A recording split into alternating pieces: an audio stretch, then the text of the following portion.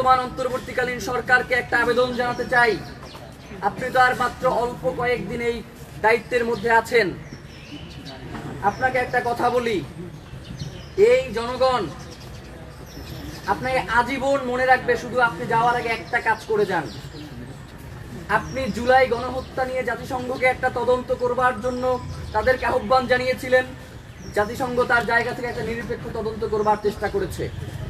পৃথিবীর বহু দেশে জাতিসংঘের অধীনে বিভিন্ন গণহত্যার তদন্ত হয়েছে এবং ব্যক্তি হত্যারও তদন্ত হয়েছে।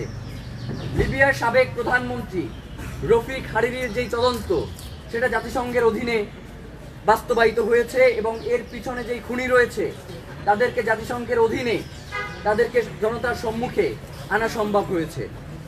তো আমরা আপনাদের কাছে বলতে চাই যে শহীদ ওসমান হাদির এই খুনের পিছনে দেশি বিদেশি চক্র জড়িত রয়েছে, যার কারণে আন্তর্জাতিকভাবে জাতিসংঘের অধীনে যাতে শহীদ ওসমান হাদি হত্যা মামলার তদন্ত হয়, যার কারণে বর্তমান অন্তর্বর্তীকালীন সরকারের প্রধান উপদেষ্টা ডক্টর মোহাম্মদ ইউনূসকে আমরা শহীদ ওসমান হাদির পরিবার এবং ইনকিলাব মঞ্চের পক্ষ থেকে আহ্বান জানাতে চাই, আগামী 24 ঘন্টার মধ্যে আপনি জাতিসংঘের কাছে একটি শহীদ ওসমান হাদির হত্যার তদন্তের জন্য একটি চিঠি প্রেরণ করুন।